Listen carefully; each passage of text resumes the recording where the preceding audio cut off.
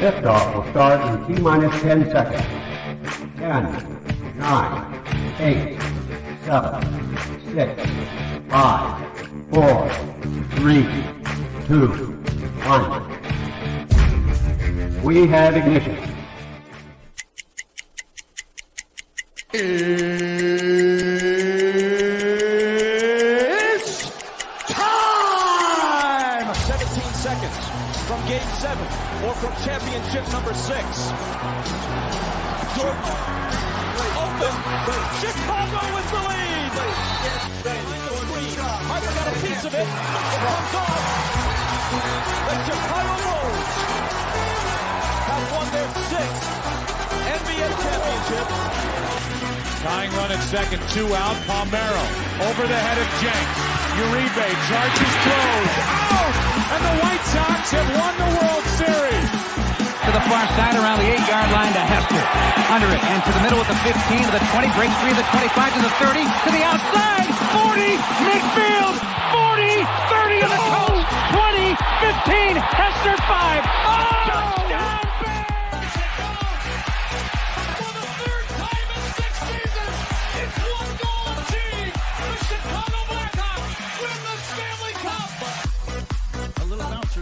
Toward Bryant. He will glove it in front of Rizzo. It's in time. And the Chicago Cubs win the World Series.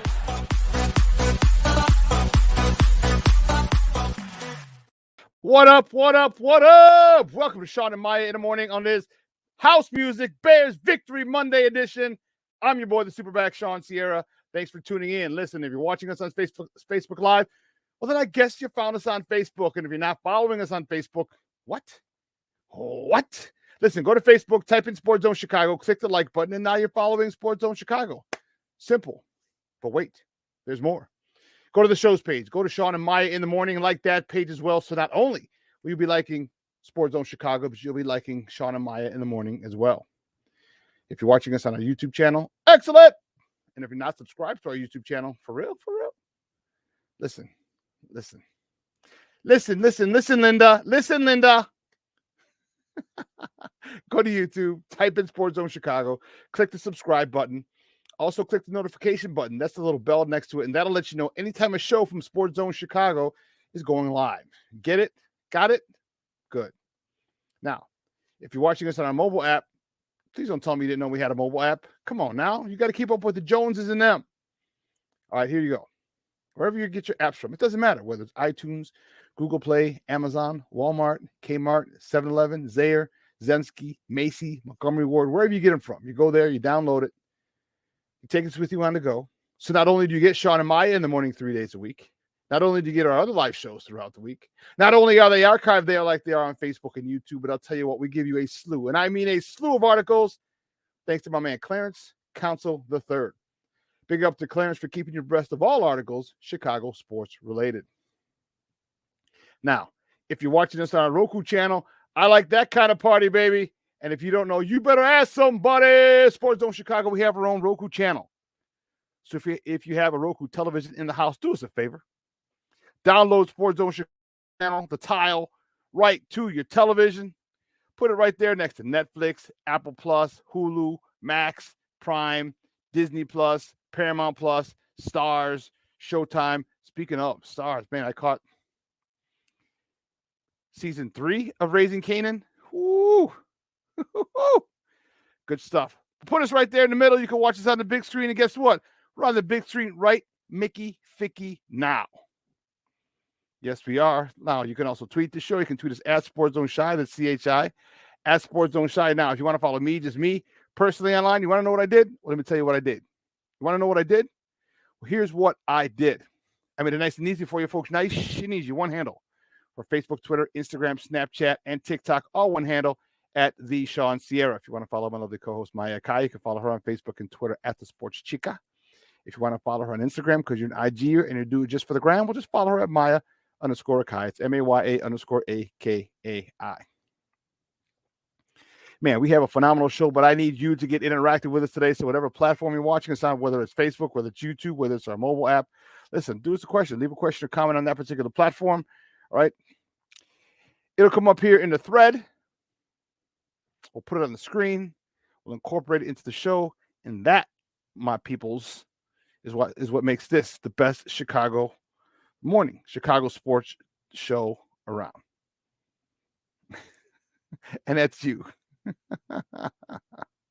So bring them all, baby. Bring them all. All right. Questions, comments, smart ass remarks. That's what I'm talking about, baby. Ain't nobody scared over here. And like The Rock said, baby, don't sing it. Just bring it. Let's see who we got going in the chat today. This chat is jumping. Holy shit, this is exploding on a Monday morning. Bears Victory Monday. You see I got my Bears Victory chain. I got my house music. Julian Jumping Perez, speaker of house music. That's what I'm talking about, baby. It is it. It is it. To quote the late, great John Madden, the NFL is just better when the Bears are winning. Period. Let's see who we got in the chat.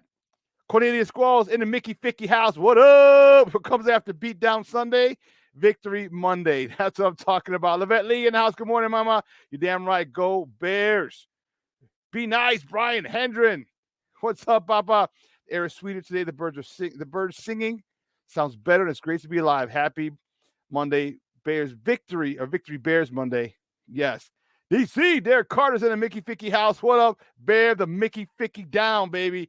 Bear the fuck down. That's what I'm talking about. Morning. Monica, how are you, Ma? Good to see you. Thank you for tuning in. I appreciate it.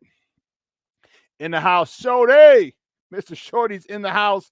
How you doing, Papa? Thanks for tuning in. Happy Victory Monday. It is. I am fired up. It's House Music Victory Monday. Man, come on now. That's what I'm talking about. That's what I'm talking about, my man. Luis Mejia in the Mickey Ficky house. Good morning, Papa. Rise and grind. I appreciate you tuning in the morning. And you know what? It's a party. It's a party. It's a party. It's a party. It's a party. It was a party yesterday over at Soldier Field, man. I'll tell you, my man Armando Emeterio Lara Jr., he's in the house. Thank you, Papa. I appreciate it. Appreciate you tuning in. Good morning, Junior. Derek, you ain't lying, dude. You are not lying. The win streak has begun.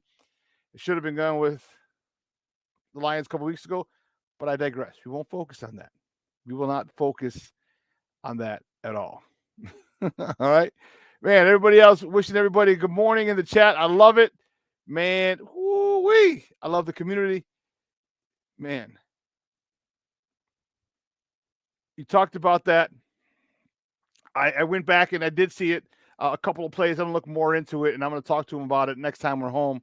So in 2 weeks, I'll talk to him about it at in the locker room after the game. We have a phenomenal show, but I need you to get interactive. Like I said, man, it'll come up here. Just put them up here. Put your questions in there. Do me a favor. Hit the like button, baby. Smash that like button. Let's get it going. Let's get it going. You know what time it is? It's Monday. I mean, 10 o'clock. Erik Kramer, former Chicago Bears quarterback, is going to join us in Monday morning quarterback segment. Talk about yesterday. Justin had another good game yesterday. Not great, not spectacular. Good. Very effective. 220 change. Hold on. I'm all fancy smancy. I get the official stats. The official National Football League game summary. Official. I'm official, baby. Oh, man. That dude gave it to me yesterday. I was like, oh, I've been looking for these every week that I've been here. Where have you been? Where the hell have you been, sir? Well, those are for the year. Anyway, Justin Fields had a good day yesterday. I was pretty happy with him. We'll talk about it in a bit. 19 to 33, 223 yards rushing, passing. All right. And then he also had 58. So you're talking 270, 280 yards, 281 yards of total offense for Justin. Cool. And here's the thing. He missed, they left a lot of points on the field. My prediction, if you do not remember, my prediction for the game yesterday was 30 to 20. I had this feeling they're going to put up a 30 spot on them. I just did. I just felt that there was a lot that, here you go. I felt there was a lot that was a lot on the minds of this team. I think they wanted payback. I think they wanted to show that, it wasn't going to be. It was a fluke. That's what it was. It was a fluke that they lost the previous meeting, and I think they really had payback on their mind. Now, I love it as long as the payback didn't interfere in the mission, and the mission was to win. That was the mission. That was the mission. Mission accomplished. That was the mission. Mission accomplished. See who, man, we could get more and more people in chat. Oh yeah. So here was my prediction yesterday. Nah, puto, come on. What are you doing? Why are you acting crazy? I don't even know why it's doing that.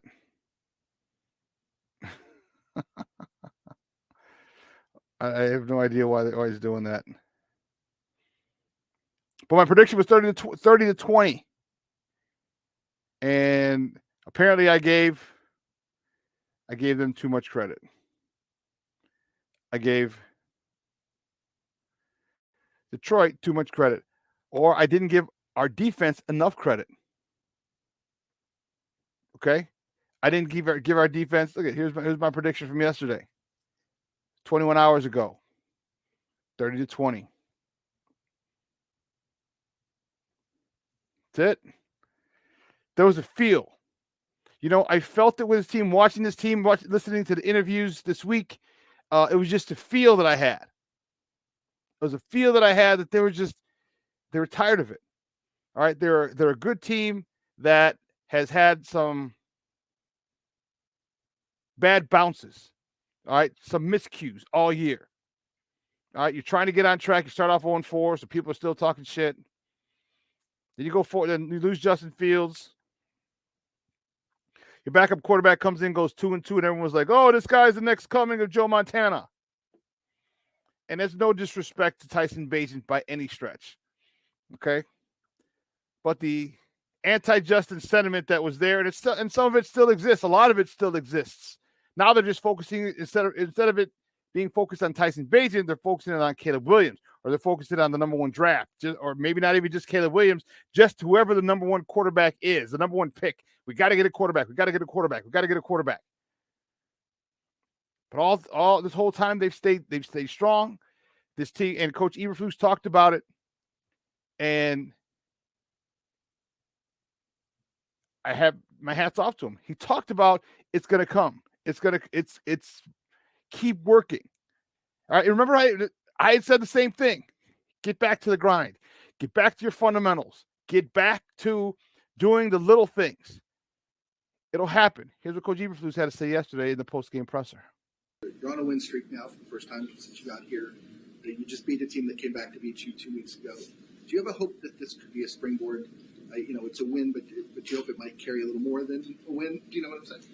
Yeah, I think it's a big deal. It's been a long time coming. You beat to win 2 in a row, and it's 2 division opponents, which is big. And the guys are super excited, but we could feel this coming. With the improvement was happening, over time. And I just kept telling them, if you keep doing right, it's going to be right, and good things are going to happen. And 2 most important things is the ball and the fourth quarter finish. And the guys always stayed together. There was never a point where the morale was bad or the guys, didn't have that. And I told them that in the room. I said, I appreciate their leadership because they hung together through adversity. And, football's tough. It's hard to win, so it's really good by them. It's hanging together. That was our coach, Matt Eberflus. And he said a couple things in there that were very poignant. Okay. Very, very poignant. Okay. He kept telling them, it's coming. It's coming. We see the improvement. And just because you see improvement, it doesn't necessarily translate to wins. Okay. It doesn't necessarily translate to wins. It doesn't. Okay. However, okay. He said, he wanted to thank the players in the locker room. What have I told you? What is the biggest reasons I think he's going to stay? He hasn't lost that locker room. Okay. He just talked about it. Those guys in the locker room. He said, thank you for being leaders. Thank you for keeping it under control. man, this team is definitely on the rise. This team is definitely playing with a lot of confidence. And, it's funny. I asked Jalen Johnson in the locker room, where are you at? Because Jalen gave me a little funky answer a couple weeks ago, and I was like, all right, man, bet.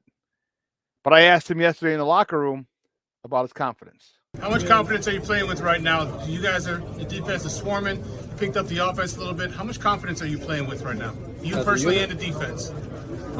I think both are at an all-time high. So, we've been doing a heck of a job keeping teams out the end zone, doing a heck of a job on third down, getting off the field, getting sacked, getting turnovers. So, overall, I know we're confident, and I always bring the confidence every time I step on the field. You said before the season you wanted to back up. That's what you said. Right from the horse's mouth, confidence, and you can see it. You can see it. And there were times yesterday, there were times yesterday when the offense sputtered and the defense says, I got you. Don't trip. We'll just go get a quick 3 and out. Give you the ball back. Yesterday, it felt as if it wasn't offense, defense, Bears. Yesterday, it felt like it was Bears. Okay? It felt... Now, listen. Before any of you guys get all crazy and start saying all this kind of dumb stuff, okay? I'm not putting them in the Super Bowl. I'm not putting them in a deep run in the playoffs. Okay? What I'm saying is I'm starting to see things of teams that I've played on and teams that I've coached. It's not offense, defense. In practice, of course, it's offense, defense. You compete every single freaking practice because you want to talk shit. You do. But what you're doing is it's iron sharpening iron in practice. That's what it is. In-house, man, I'm trying to get the best of you if I'm a defensive player. And if I'm an offensive player, I want to burn you as much as I can. Why? Because it's going to make you better. It's going to make us better. And outside Haddles Hall, it's Chicago Bears. And I saw the defense yesterday not worry, not bitch and moan, not complain. Oh, you need a 3 now? Oh, you're struggling? I got you. Don't trip. I got you. Don't trip. Go out, proceed, and shut down a very explosive Detroit Lions offense. Was it 6 possessions, 7 possessions in the second half? In nothing. Hold on. I got the stats. I'm special. I got the stats.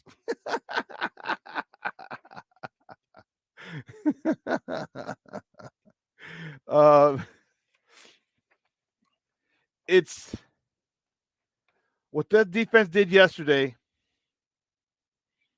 was awesome. It was literally awesome. And fourth quarter, let's go to the second half. Third quarter, Detroit elects to receive. There you go. 1, 2, 3 and out. They punt. The Bears go. Well, they kept the ball the rest of the third quarter. Oh no, this is their second drive. They try 1, 2, 3, 4, 5. Okay, 5 plays and a punt. 4 plays and a punt. Okay. Next, 1, 2, 3, 4. 4 plays and a punt. Next one. Started at the 5:29 mark of the third quarter. 1, 2, 3, punt. 3 and out. Next one. 4:06 in the third quarter. 1, 2, 3, punt.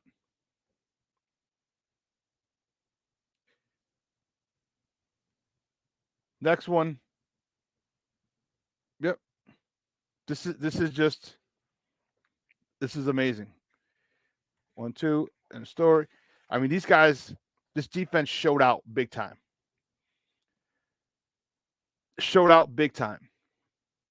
And let me tell you, Montez Sweat is that dude. I'm gonna get him a couple questions with him next game. I spoke with him in the locker room yesterday, and he was doing something with a local outlet, and it was just him and that one dude. And when they were done, I was like, "Hey, Montez, you mind if I get a couple minutes?" He says, "No, man, I'm done." He goes, I gotta go see family. I said, "All right, man, bet. I got you. Don't worry. I'll catch up with you next time." And on the way out, he was like, "Hey, you have a good night." He gave me a pound. He reached up to give me a pound. I was like, "All right, cool." And then I saw him in the hallway. I was going to the press room, and he was coming back with his family. And he was like, "Hey, man, you have a good night," and gave me another pound. I'm like, "All right, dude, cool." So hopefully I'm able to get a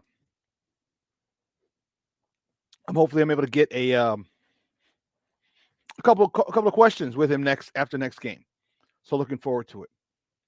So it's a great morning. It's a great morning. We as fans, even the players, 24 hours. All right. Bears players have 6 more hours to deal with this. And then it's over and done with. All right. We'll talk about it for the next couple of days. And then move on to Cleveland, which is going to be another big challenge. Another very big challenge. And so Shorty, you talked about, Joe Flacco is like 55 now. He's an older version of Jared Goff. Yeah, but he's also won a Super Bowl. Okay. And that could be 2 or 3 lifetimes ago. But he also won again yesterday. Okay. He also won again yesterday. So let's not take that for granted. Let's not start getting too big for our britches, even though we only have a 2-game win streak. We're not world beaters yet. Okay. Respect. You know the old saying, respect all, fear none. But I do think we have a good chance to go into Cleveland next week and come out with a dub. It's going to be tough. That one's going to be tough. Cleveland has the number 1 defense in the NFL. Our defense is pretty high up there as well. We stopped the run. They stopped the run. We just got a guy named Justin Fields who can be the outlier. All right. We'll talk more about that, especially at 10 o'clock. We'll talk about it. But, man, guys, you know how we do the first segment of every show. It's called Top of the Morning. It won't come just when you want it.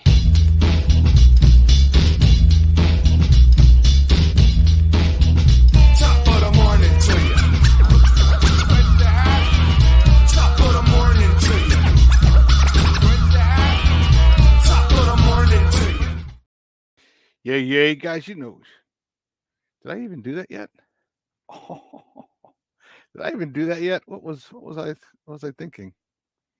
Guys, you know how we do. Oh, I should say which way we're going to go. Which way we're going to go. Which way we're going to go. I don't know which way we're going to go. I do know which way we're going to go because I know exactly. There's no other place to start. I mean, come on, for real. Our Chicago Bears. Let me tell you something. I'm fired up. Oh, come on, man.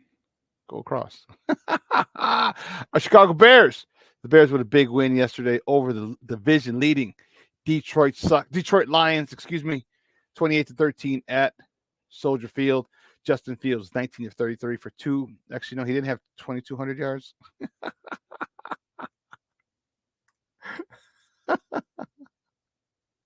He had 230. Actually, what was it, 233? That's what I said. Apparently, I can't read. 223, yes. I don't want to put that up there. There. Here we go. You have fat fingers in you.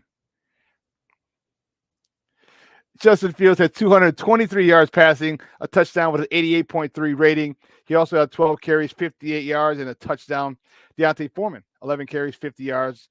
DJ Moore, 6 catches. He had a nice day for himself. 6 catches, 68 yards after having no targets in the first half. Please explain that to me. 6 catches, 68 yards, a tutty. He also had 3 carries for 20 yards and scored on a rushing touchdown, the first touchdown of the game, opening drive, actually. Cole Kmet, 5 catches for 66 yards. You see him pictured here on the screen. You know, why there were no targets for, and he ended up having 10 targets, but why he had no targets in the first half is beyond me. There should never, ever be a half that he goes without a target. Ever. And that could be some of the issue. What's happening with Darnell Mooney. Okay. With Darnell Mooney. You know, Darnell Mooney is a little frustrated. He's not having the numbers or the year he'd like in a contract year. So his negotiation or his not negotiation. His leverage in negotiation is he's at a disadvantage. But you got to target DJ Moore.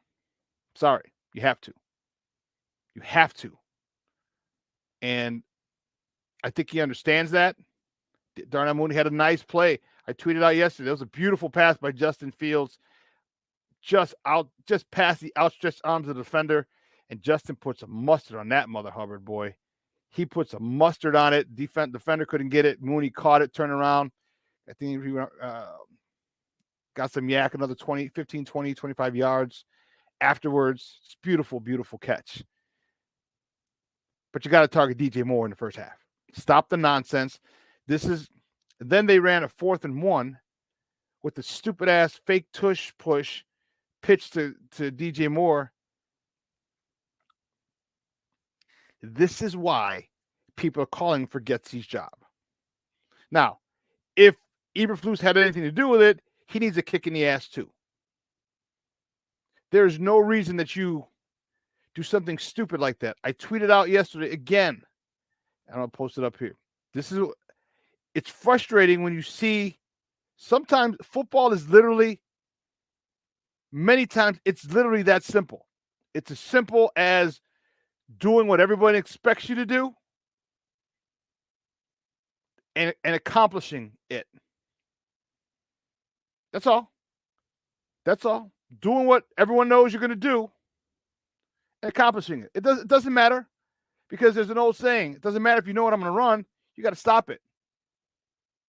You got to stop it. And teams, there's a situation, I've beat this horse ad nauseum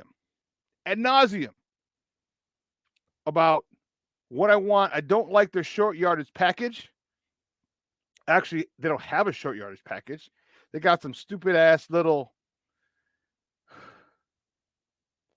dumb plays, tush push, tight end, tush push, tight end sneak. No. Okay, here's what I tweeted yesterday. Because I've been saying this for all season long. Where'd you go? Here. The lack of a jumbo package, 22 or 23 personnel with an O-lineman reporting as eligible, will be their Achilles heel and could possibly cost them this game as it has other games. It doesn't matter. It doesn't matter if you know we're going to run the ball and smack you in the goddamn mouth. It doesn't matter. You have to stop it. You have to stop it. Remember I told you guys I would love to have an offensive lineman, to Tyree Carter. Put him in as eligible. Get him in motion. Everybody blocked down, and you knock the dog shit out of Aiden Hutchinson. 300-some-pound guy with a head start. And Aiden Hutchinson is not going to back down. No. He's just going to know he's in a game. He's going to know he's in a fight. He's going to know that we're in it. And we're here to defend our home field by any means necessary. But that's not the mentality that this offensive coordinator has. And that's frustrating. The lack of a short, when I say 22, 23 personnel, 22 personnel is 2 running backs, 2 tight ends. 23 personnel is 2 running backs, 3 tight ends. With that one, bring in an offensive lineman. Get him in motion. Get a 300-pound guy in motion. You don't think a guy in motion would want to come in motion?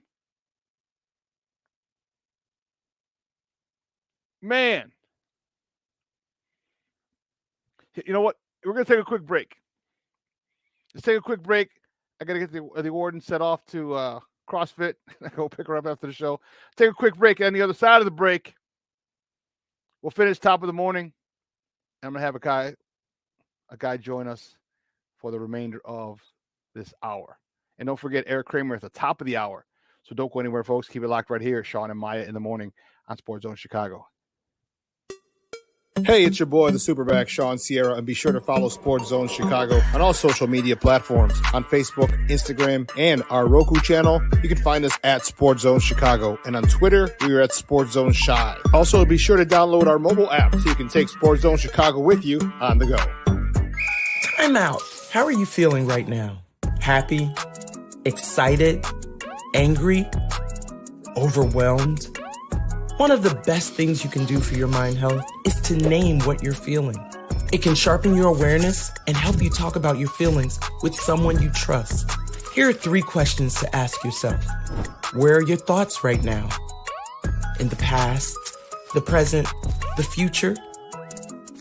Do you notice any sensations in your body? Is your heart beating fast? Is there a flutter in your stomach? Or are you fully relaxed? What do you need right now? Time with others? Time to yourself? Remember, there's power in this awareness. So find ways to identify what you're feeling today.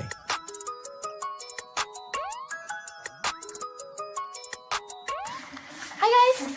Hey. Hi, Megan. Hey, Jessica. Megan, you're a tramp. Brian Fitch told me you guys made out. Everybody knows. He said your breath smells like garbage. And he almost puked. He says you're the most desperate girl he knows, besides your mom. How many boyfriends does she have anyway? Lots? Your makeup makes you look like a clown. That zit is huge, zit face.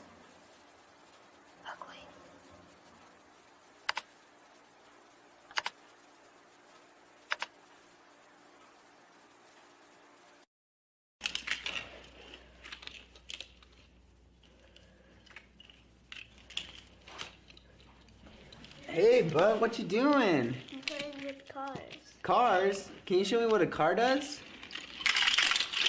Whoa. Hold on a second. First of all, this is a school zone. So you need to put down your cell phone, stop texting, and let's get to driving. Now you're coming up to a stop sign, right? You need to slow down and stop before you hit that Y line. I want you to look left, right, left. You don't want to get hit by a car going on your left and to your right to make sure you don't get sideswiped by a guy coming from your right. You're coming, and you see a crosswalk. You better slow your horses down because the #1 rule of driving is always yield to pedestrians. Now stop, pull over, and you are done driving. Gosh, what do they teach you kids in school nowadays?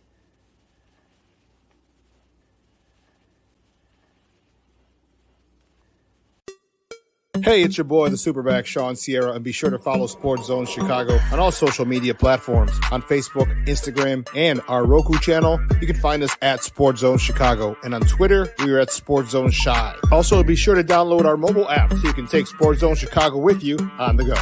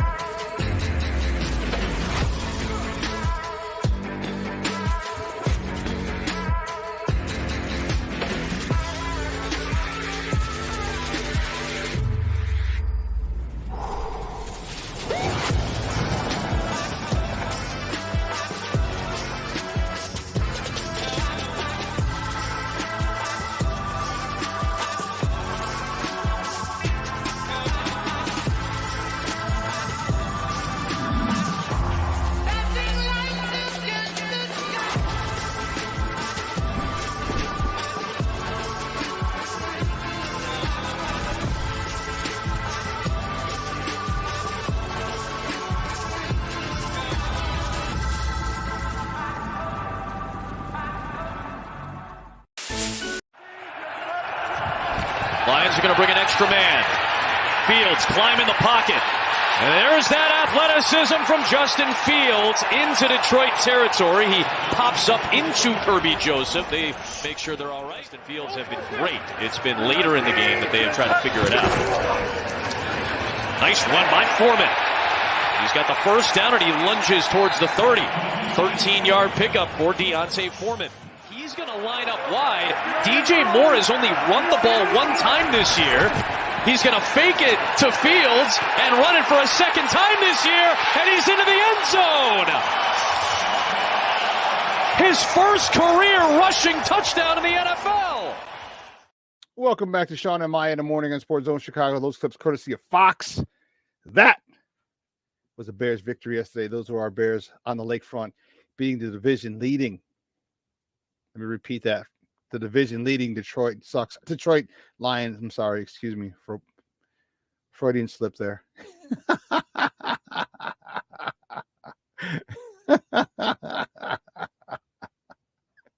Anyway, that was great. Great play call, great design. All right, if you saw that, and Braxton Jones around the left end, leading the way, it was a thing of beauty.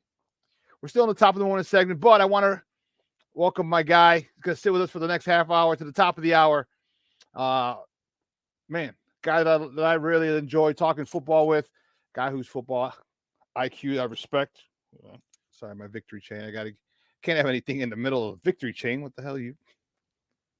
Well, my guy, a lot of respect for him, especially for his football IQ, his football acumen. I was on his show last night, actually twice, pregame and then after the show.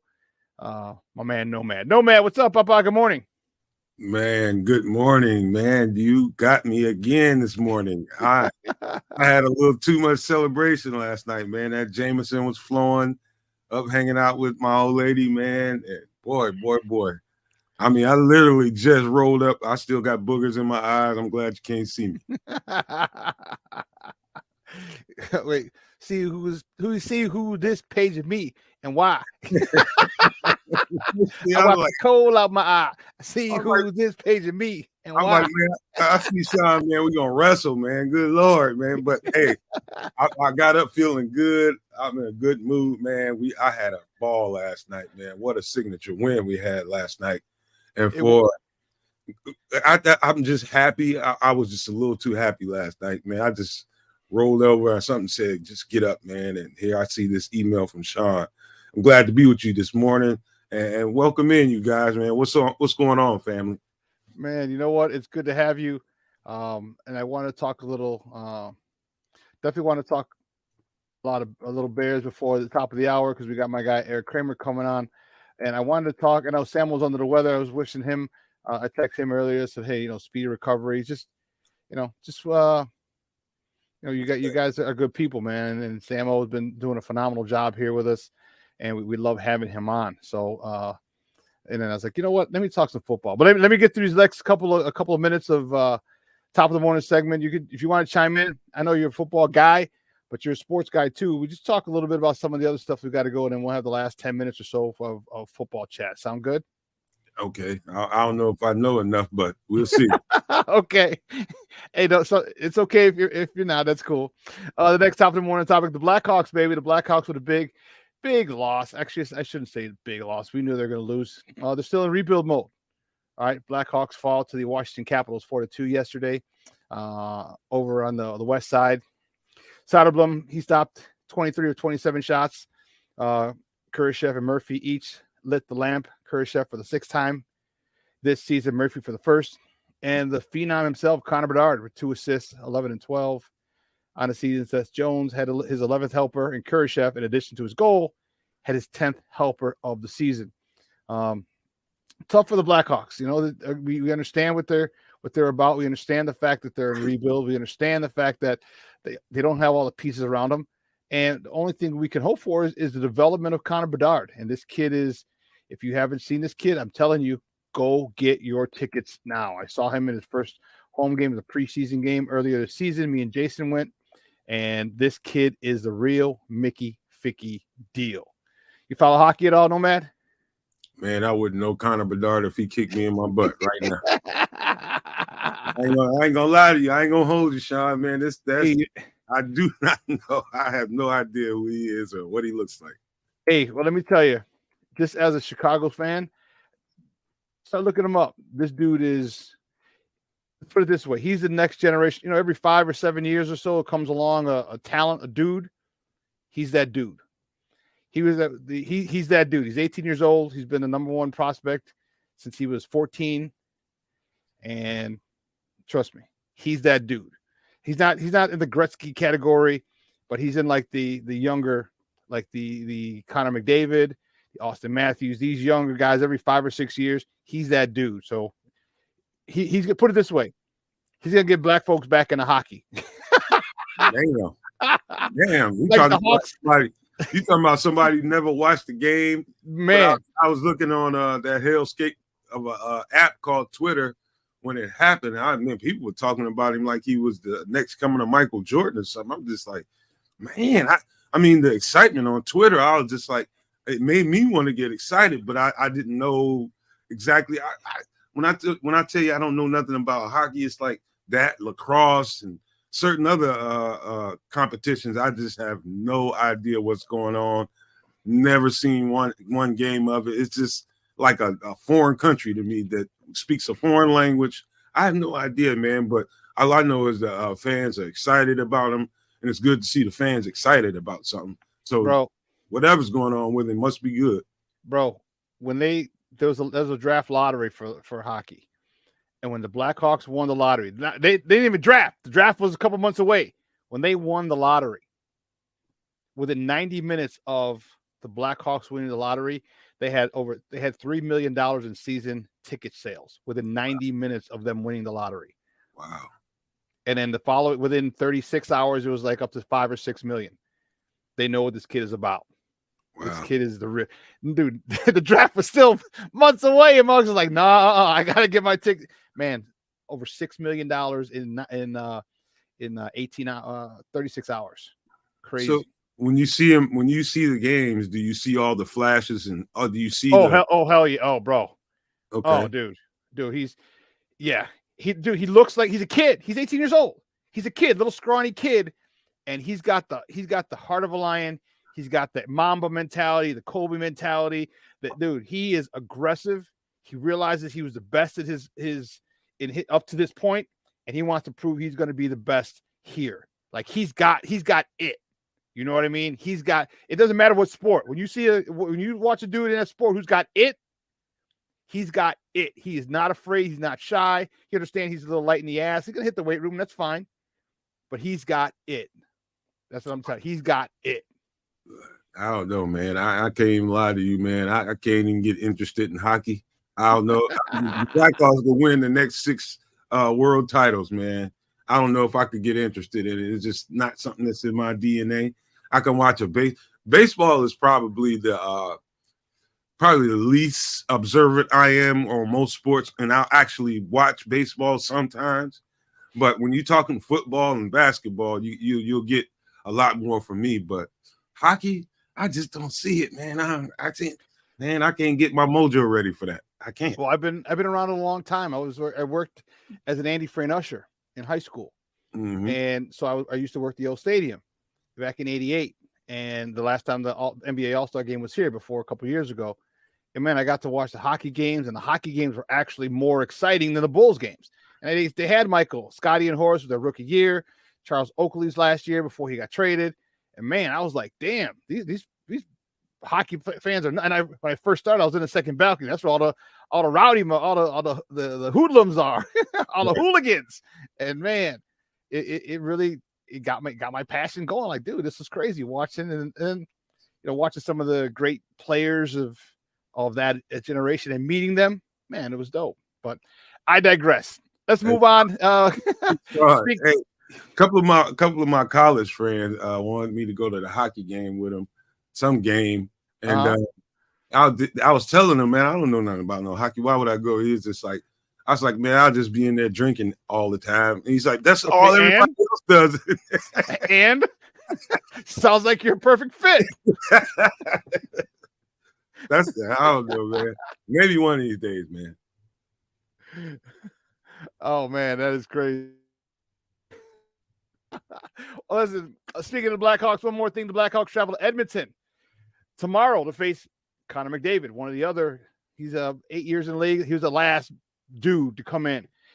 Face the Edmonton Oilers tomorrow. Puck drop is 9:00. Edmonton, if you don't know, is on the western coast of Canada, so they're 2 hours behind us. Puck drop is 9 p.m. Central, and you can catch that game on ESPN. Let me tell you something. So many Blackhawk games are on national broadcast this year. Nomad, because of this kid. I think the first 4 out of 5 games this year were on national broadcast. They weren't even on NBC Sports Chicago. They're on national broadcast because they want the country to see this kid. This kid is amazing. And if you want to catch it on the radio, it's 7:20 a.m. on their flagship. And moving on, the next top of the morning topic, the Bulls, baby. The Bulls traveled up the tri-state up 294 to face the Bucks in Brewtown. Tip-off 7 p.m. Central tonight. You can watch that on NBC Sports Chicago. Catch that on the radio at 6:70 a.m. Do you like basketball a little bit? Oh, I watch a little hoop. I haven't watched. I seen the highlights from the last game they had against. I think it was San Antonio. I think. Yep, Wemby. These days, man, I'm so like right now. I've been so immersed in looking at college prospects, trying to do things for the show, getting creative ideas together. But I do find time to get a game or two in once in a while with the Bulls. I tell you this. Zach LaVine is, you can tell by his presence not being there, they don't really rock with Zach. And they couldn't wait for him to get out of the mix so some other guys could shine. You're starting to see the emergence of Kobe White. You're starting to see we're starting to see the Patrick Williams that everybody's waiting on. And all of that had to happen with a certain entity or energy out of the building or not on the floor, man. A ball dominant guy like Zach LaVine, and you got a ball dominant guy like who am I thinking about? DeMar DeRozan. DeMar DeRozan, who will defer that ball and kick that ball to other guys. Not like Zach didn't, but it's not a coincidence that other guys have risen their games up because of Zach LaVine's presence not being there. And so I contribute all that to the fact that they definitely, I think they're 2 years a little bit too late trying to move Zach. I don't know what they can get for him right now, but apparently the trade market isn't as good as Zach LaVine would expect it to be, or the Bulls would expect it to be. But no, it's this contract, bro. It's not that they don't want him; they just don't want to pay him $215 million. They're trying to work on how much you're going to eat, Chicago. That's the only problem. People want Zach; they don't want the $250 million price tag that's attached to his ass. That's the issue. I think they'll eventually find a buyer. I just don't know where that's going to be. But you definitely got to move on from him, because if or when he comes back to this team, you will definitely see everybody kind of tail off again. And that's not what you want. Everybody complained about, Billy Donovan and we have GM not knowing what he's doing, but you take a certain energy out of the team and you start seeing other people. Then you start to see that, that camaraderie come together. And it's been clear to me for a couple of years, Zach's not a lead guy. And I've been talking about that for a minute, but my goodness, it's good to see those guys really come up and step up to the plate. All these other different guys, man. It's good to see those guys really be aggressive right now. It really is. And I went on a little rant on Patrick Williams earlier in the year, and now you're starting to see him. Like he's looking exactly like what we had hoped. I know he was only a freshman when we drafted him. He only went to school for 1 year, but it didn't matter. He's looking more aggressive. He's not deferring like he was. I like this Patrick Williams. I like this Kobe White. I like this Ayo. I like the way that they're this up-tempo style of basketball that they're playing. You're only young for so long, man. You're only young for so long. Why would you take that away? Why would you take that weapon out of your arsenal and stop running? Why, if these kids are young, why not get them out and fast in transition? It doesn't make sense to me. And they're doing that now. Lonzo Ball was great at it. He was more strategic. He was great with the outlet pass. So he literally got one dribble and a dunk or something. But these kids out here now, man, them jokers, they're running up and down the court, defense, back and forth. I love it, man. Youth is wasted on the young, man. You remember them days when we can do that a couple days a week. You know what I mean? But now it's. I don't know what you're talking about. I still get down, man. Well, good. More power to you, because not me. Hey, I see Derek Carter said Patrick Williams is legit. No, man, he always was, man. He just somebody put some gunpowder in his dog food, man, and he started getting down for it, man. I mean, I think he's been gun shy because of Zach being on the floor and DeMar being on the floor. It's almost like you can sense that, okay, I can't shoot it but so many times. I can't be aggressive but so many times with both of them on the floor. I think that's been mentioned. I think he might have even spoke to that at some point, I think a year or so ago. But it's always been in him. It's always been we saw it, man. We'd see it when they weren't playing, if they're hurt. We'd see it in summer league. And it's like, and DeMar and Zach had even said, we tell Patrick to shoot. And I was like, dude, shoot. Like a real baller, he don't give a damn. If you're a real baller, you don't care who's on the court. You do not care. Remember, Kobe came out, they're like, hey, young buck, stop shooting so much. AI came out back in the day with Georgetown. Like, all right, little man, all right, not so much. Get everybody else involved. A real baller, man. And I was like, come on, Patrick, let your nuts drop, dog. You got what it takes. You got the body. You got the athleticism. When your mind's right, you got the aggressiveness to go with a 6'9" frame to the hoop. And he wasn't doing it. I'm like, somebody pissing his Cheerios or something, because this dude got it. He just doesn't unleash it all the time. Wait a minute, hold on. It's just now dawning on me. It's 9:51. We ain't gonna get a chance to talk about the Bears, are we? Well, let's go. No, let's do it. Oh no, we ain't friends no more, man. The hell with you, man. You can't get me on here now. We can't talk about the Bears, man. You crazy? I've been told crazy, but no, we'll get right to it. That was the first top of the morning talk. We'll go back to it right here, dog. The Bears beat the Lions yesterday, and we went Justin Fields 19 of 33, 223 in the air, a tutty, 88.3 rating, 12 carries, 58 yards, another tutty. DJ Moore had a wonderful day, 6 catches, 68 yards, a tutty, 3 carries, 20 yards, and a tutty. What did you see from Justin Fields yesterday? I saw, you know what? We had all that conversation in the green room after the show last night, which was a hell of a conversation. We can't let y'all in on all of that. Some shows are going to come out of that, but listen, hey, we saw what I've been telling you guys, what Shawn has been telling you guys, what we've been preaching over there on the Nomad Network for a long time. You just got to give it time, and you've seen for 2 weeks in a row that in the moment, this kid's going to make game-winning plays for you. Why? Because that's the dog in him, man. He knows. Justin is famous for saying, you know, I block out all the social media. I don't really pay attention. I believe that. He doesn't pay attention to social media. But trust and believe. Remember, did you see the video that we put up that night? Yesterday when he was coming down the tunnel and somebody was just like, hey, man, keep that same energy. Did you see that? No, I didn't see that. I think that was his boy Simeon. I can't remember Simeon's name. He was just waiting on him in the tunnel telling him, hey, man, keep that same energy. And he was talking to everybody else. Like, everybody else is doubting him and hating on him, talking about he's not this, he's not that. Justin hears that stuff. Of course he does. Oh, yeah. Trust and believe me, he hears it, and he can't wait to shut people up. And you're starting to see the makings of that manufacture itself. But what a signature win last night, man. That's a top 5 team they just spanked the hell out of 2 times in a row, and let the world be known that, hey, we here. I know our record doesn't indicate what we believe we are, but we are here.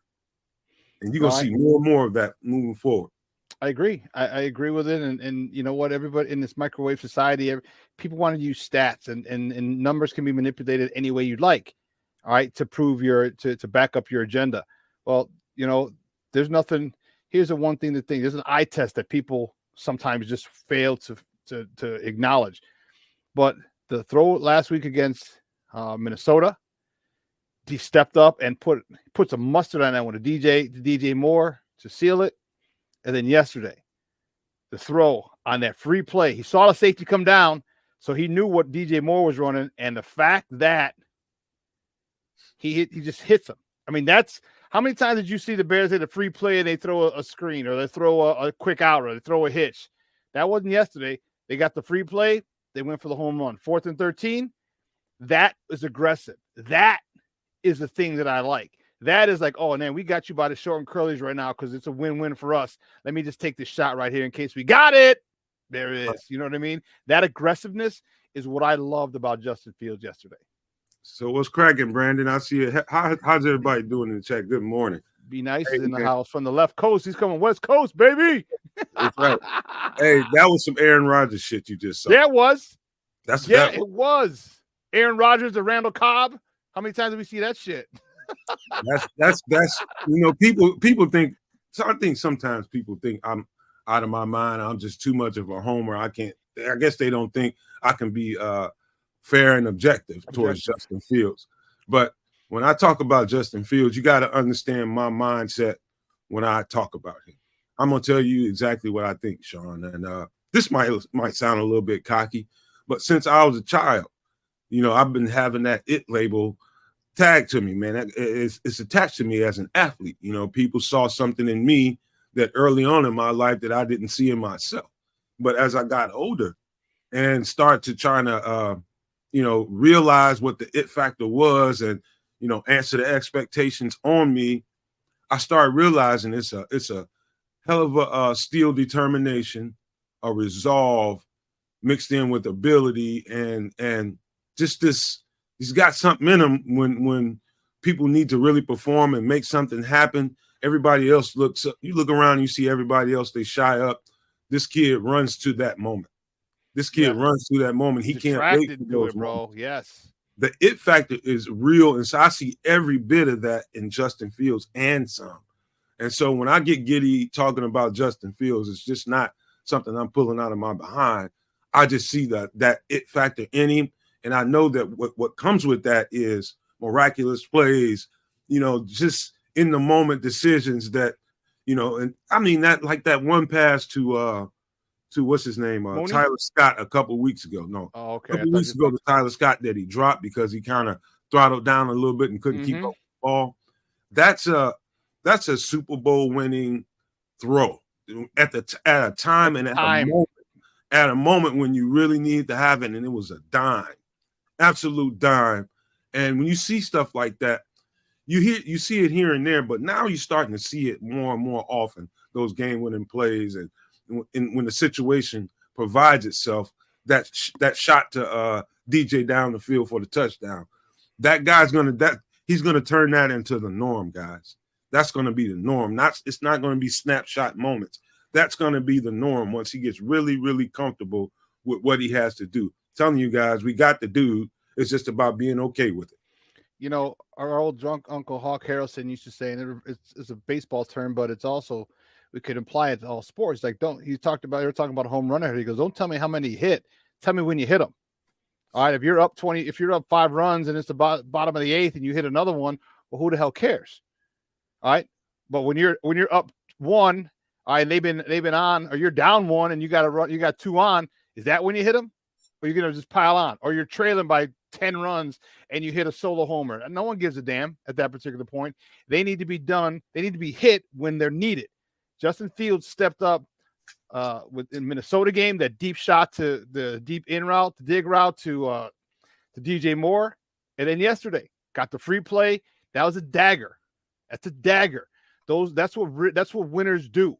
When they have you down, they put you out. And I am excited for him. I'm glad that he was. I'm just glad that he's on our team, and his ability to just lead and kill people quietly, bro. Just quietly. He don't talk a lot. He's not nothing. He's like, yeah, and it, it was a good team win, and I saw DJ, and I was able to hit him, and it was pretty cool, and blah blah blah. And I'm like, dude, you realize what you just did? You beat the division leading team. Shawn, with a dagger. It wasn't just the deep shot. It was the intermediate throws to DJ and Mooney, and some of the shots he took to Cole. It was the intermediate throws, knowing that we had to keep these drives moving and keep these dudes on their backs, man. Aggressiveness. And then that shot to DJ was just, oh my goodness. I was just like, if people can't see this for what it is, I don't know. You need to go holler at lens crafters and stuff. I don't know what the hell's wrong with you fools, man. But man, we talked about it yesterday in your show. Man, that pass to Darnell Mooney, just outside the reach of the defender, had some mustard on it, boy. He had some mustard on it, and I was like, that's what I'm talking about. That's what I'm talking about with DJ Moore, or with Justin Fields. That's what I'm talking about with Darnell Mooney. Listen, I know it's a contract year. I know you're not getting as many targets as you want, but when the plays are there to be made, man, he made it. So I was happy with that, man. Big time with a lot of receivers and with Justin. Big. And one more time before we gotta let you go, because my man Erik Kramer is coming up next. Montez Sweat, talk to me about that son of a biscuit. Jesus Christ. If you look up the word multiplier in the dictionary, that $98 million man or $96 million man is right there. Man, hey, look, this is what I'll say real quick, because I know he's got limited time here. Erik Kramer's coming up. But I'll just put it to you like this. And somebody put up a stat. I mean, the amount of sacks we got, we didn't have. I mean, just everything's gone up. The pressures have gone up. The sacks have gone up. Quarterback hits have gone up. Double. since the day he walked into the building. But I'll tell you one more little thing to think about. And I'll ask you guys in the chat, and I think I might have mentioned this on the show. And I mentioned it to Brian. What's going on, Brian? Mr. Brian's in the chat. How many times have you seen Jalen Johnson get his hands on balls before Montez Sweat got here? You can probably count on one to maybe half of another hand how many times since he's been here that Jalen Johnson has got his hands on the ball. Think about that for a second. How many times has he gotten his hands on balls since Montez Sweat has gotten here? Think about that for a second. There's a reason for that, because the pass rush equates to how long you have to cover. And when you're sitting back in coverage, how often can you turn your head and actually look at what the quarterback is doing and be able to react to a ball? That's when you're pretty sure that you got a pass rush that can get home and you can make plays on balls. The fact that Jalen Johnson is getting his hands on balls all of a sudden is nothing. I wouldn't take any credit away from Jalen Johnson. No, he's balling. But the fact that Montez Sweat is there and he's getting the opportunity to touch balls has everything to do with Montez Sweat right now. It does. It does. I love it. That's kind of weird, but I had to say that. No, it does. It's not just Montez Sweat. And we talked about Billings as well, collapsing the pocket from the inside. So now the quarterback can't step up. Quarterback can't. So you got pressure coming from the outside. You got pressure collapsing in the middle. That ball's got to come out a little sooner than you want, and they're taking advantage of it. Hey, but I got to let you run, boss. I really appreciate your time. But before you go, let everybody know where they can find you and your work online. You can catch me at Nomad Networking on Twitter and at the Nomad Network on YouTube. Man, that's where I live, and that's my home. And guys, I'll see you sometime this week, maybe early, hopefully, and we'll get some shows in, get some content out there for you guys. Awesome, man. Thank you. I appreciate you hopping out with me this morning. No problem, man. Love you, man, and I'll see you guys later. Big dog, later. Guys, that's Nomad, man. And I'll tell you, a guy whose football acumen I respect, football IQ that I respect, and that's why I like talking with high IQ guys, which leads me to my next guest. Let's take a quick break, and I'm talking quick break. Don't go anywhere, folks, because, man, I'm excited to talk to this guy, and I want to hear his take on this Bears win yesterday. Yesterday over on the lakefront. It was, it was a nice brisk day. It wasn't too cold. It was, you wear a sweatshirt and a jacket and a glove. It wasn't too cold, but it was a nice brisk day on the lakefront for a Bears win. So don't go anywhere, folks. You know what time it is. Monday Morning Quarterback, and our guy Erik Kramer up next right here on Shawn and Maya in the morning on Sports Zone Chicago.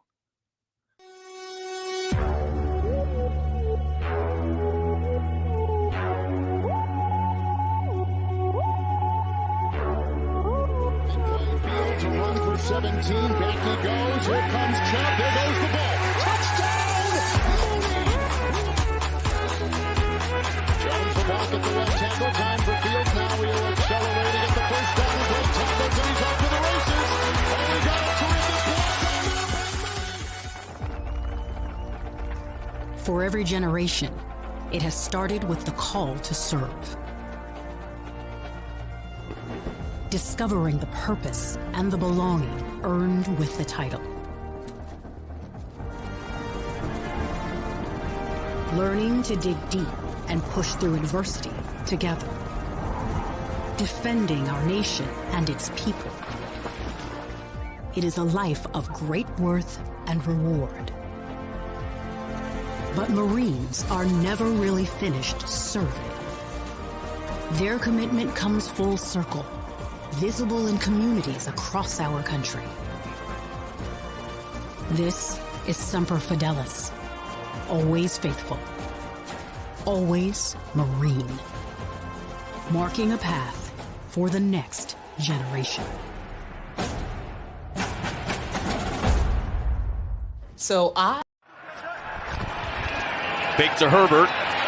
Fields finds a man. It's Cole Kmet with plenty of space, and they get out from their own 15-yard line and get into Detroit territory with one fell swoop. Process all season for this Bears organization. Fields stepping up, delivering down the middle for Darnell Mooney. Out near midfield, he's grabbed by Campbell to gain a 16 to move the chains. Lions with an extra man. Fields looking up top for DJ Moore. He's got it for a first down. Right on cue, Mark. For number 1 pick with Los Angeles. Giving it to Jahmyr Gibbs, their number 12 pick in this draft, and TJ Edwards was right there for the tackle for loss. Man, welcome back to Shawn and Maya in the morning on Sports Zone Chicago. Those clips courtesy of Fox, but you know what time it is. I'm fired up. Our man Erik Kramer up now.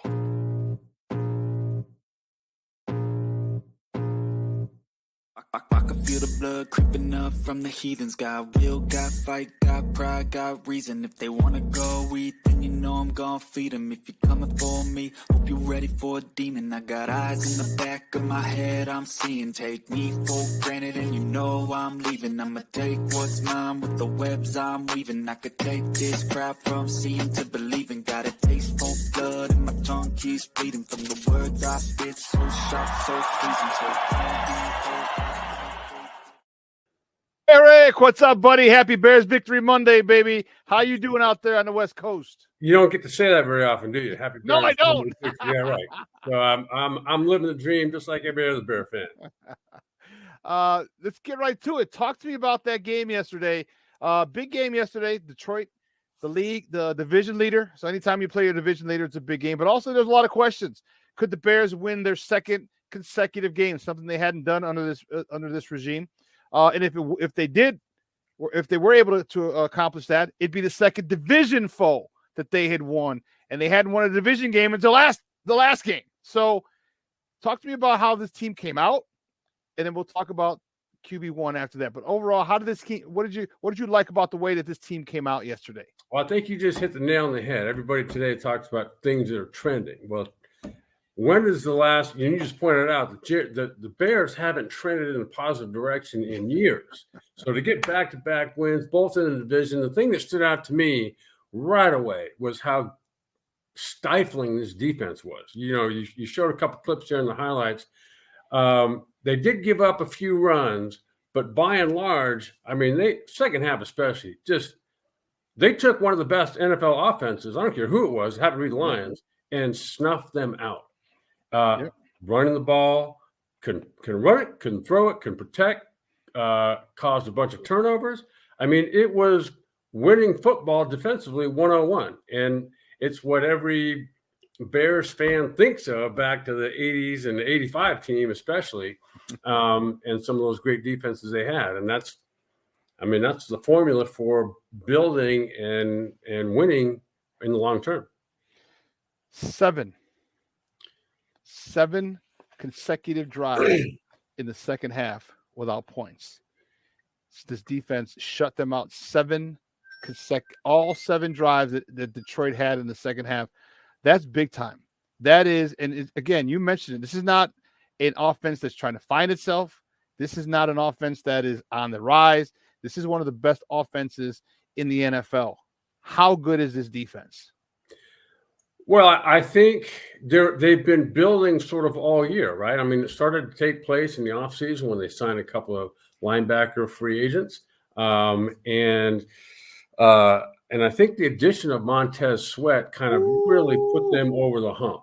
And like I think everybody can see, it's not just what he can generate, it's what other people now generate because he's there. And you get consistent pressure. What was it? 4 different guys got sacks.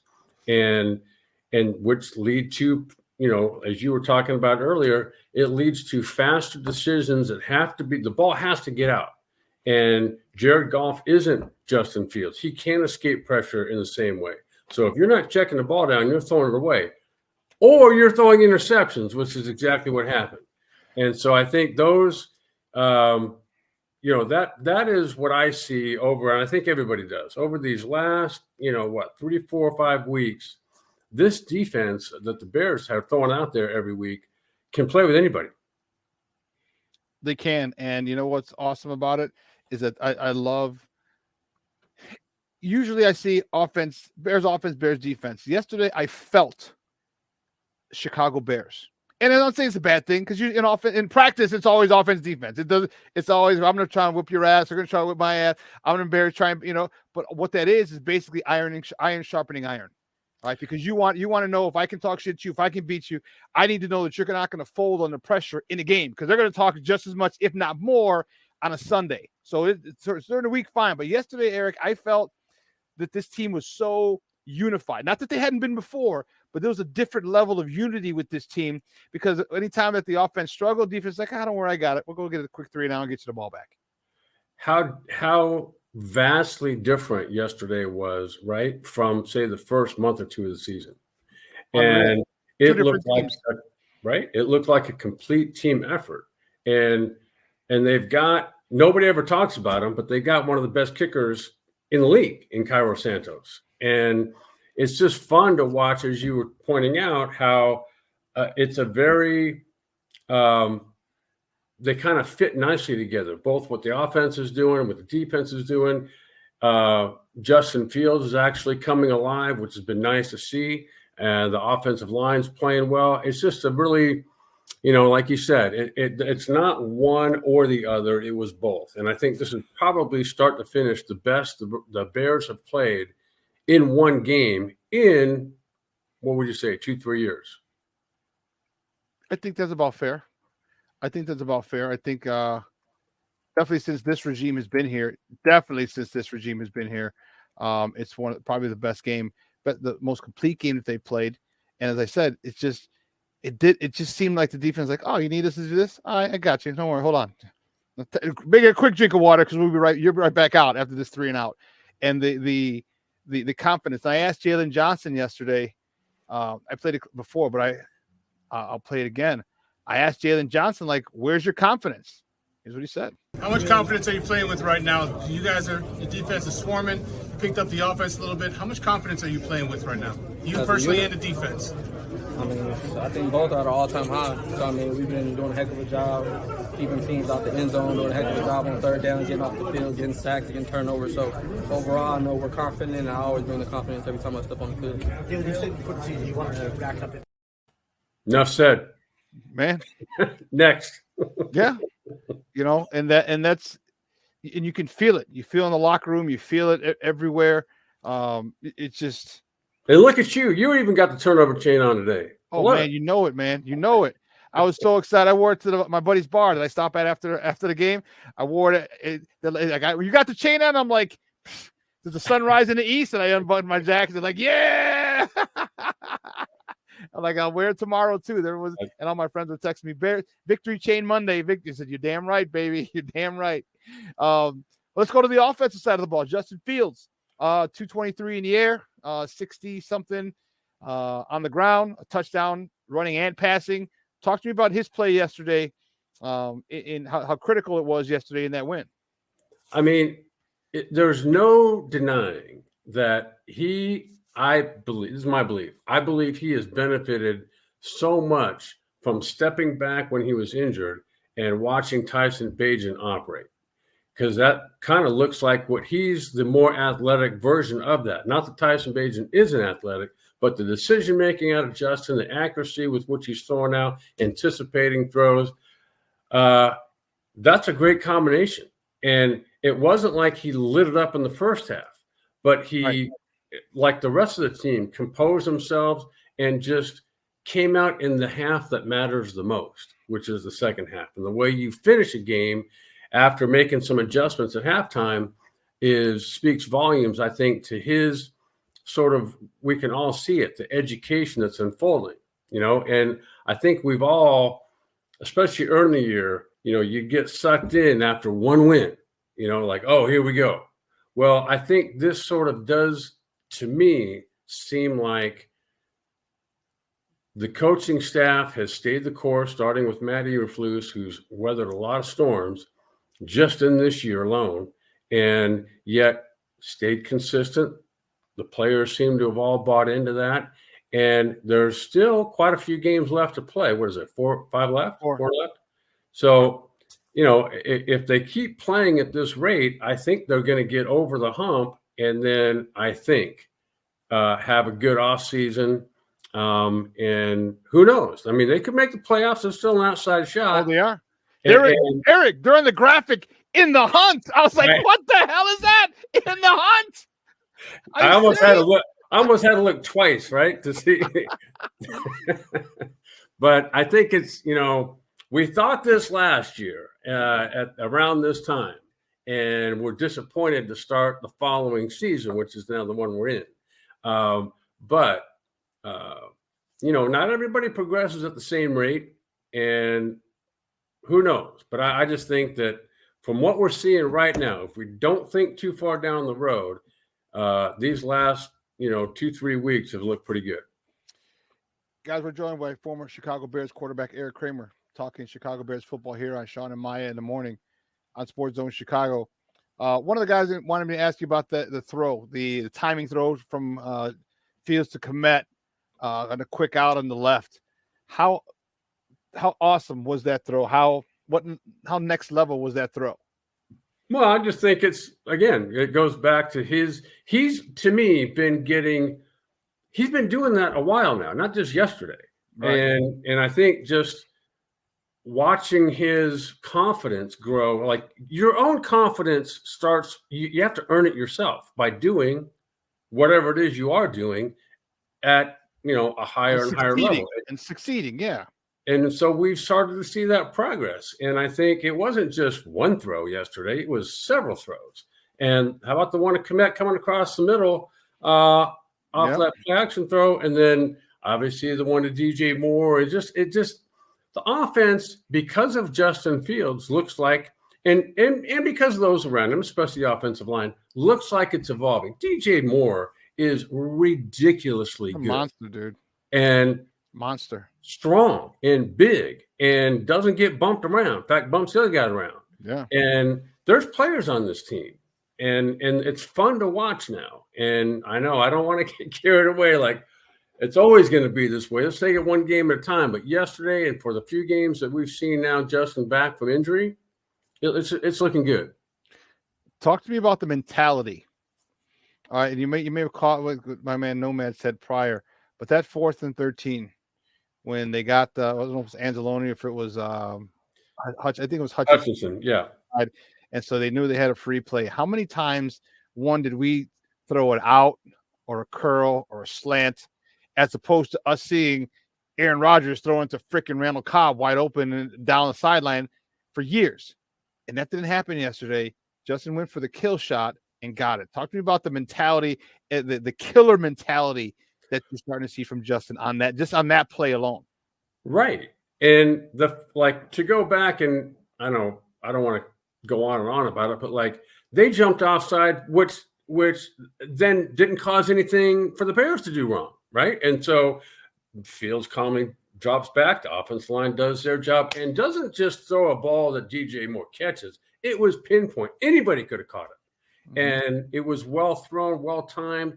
And like you said, it was taking advantage of a mistake the other team made and not just getting a first down, not just catching the ball and stumbling down on the 5-yard line. I mean, this was start to finish top level play, which there were more of during the game. And like you said, it's fun to watch. When you want your team, as every Bears fan does, to come through and they begin doing that, that becomes fun for everybody.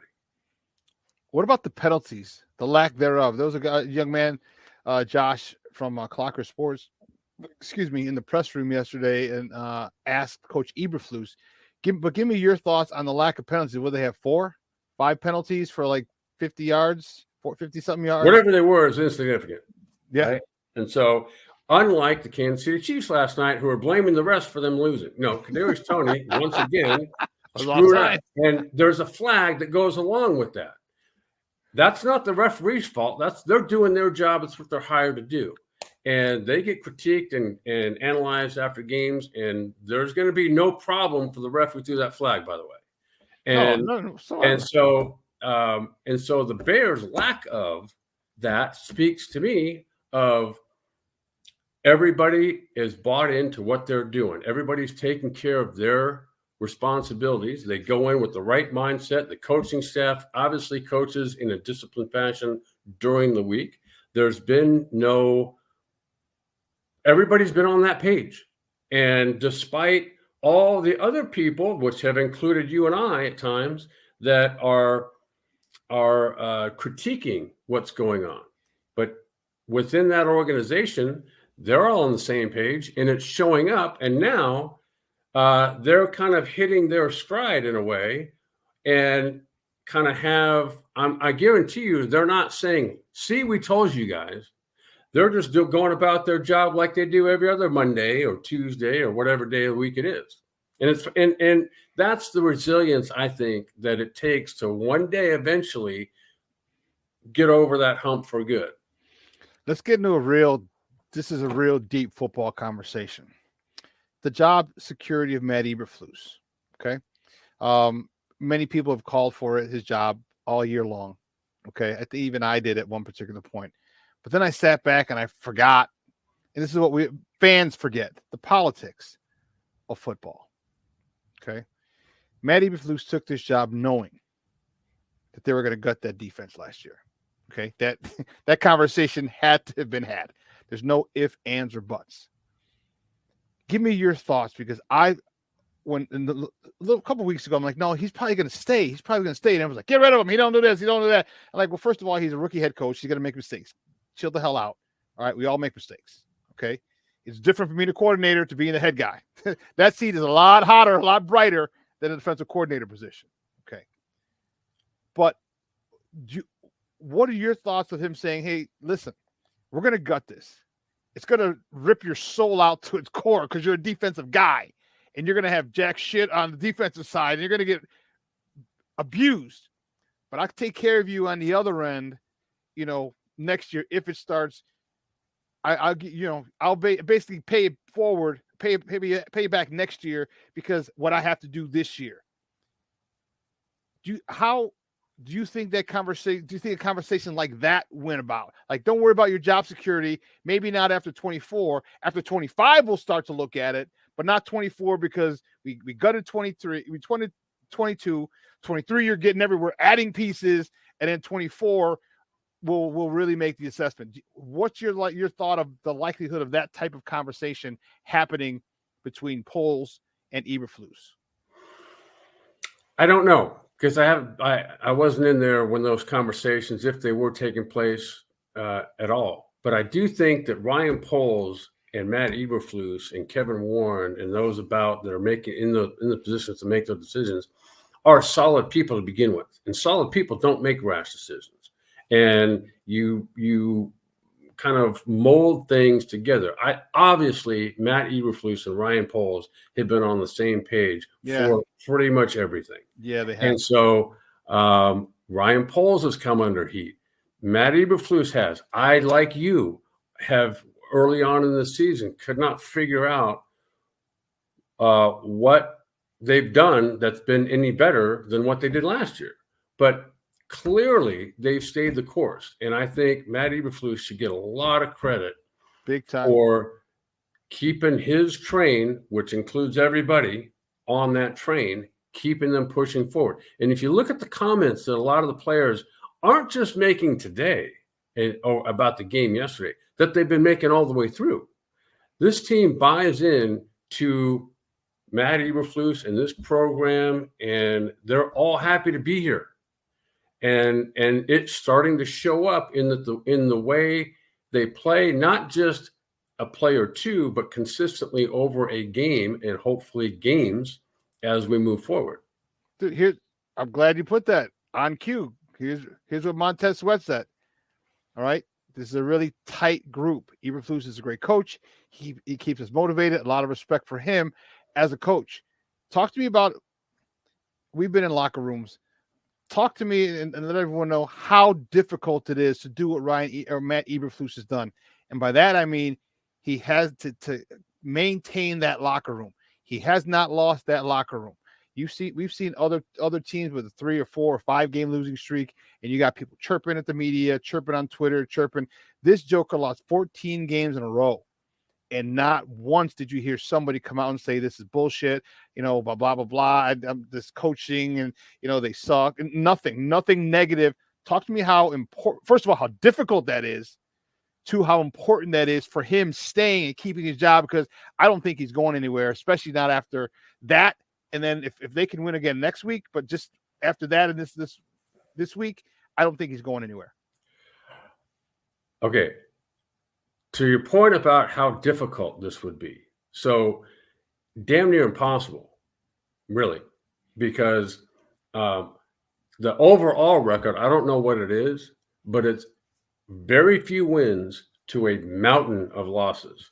And to be given, not given, but for people to observe you, all your players, they're obviously believing in, okay, we know what goes into this.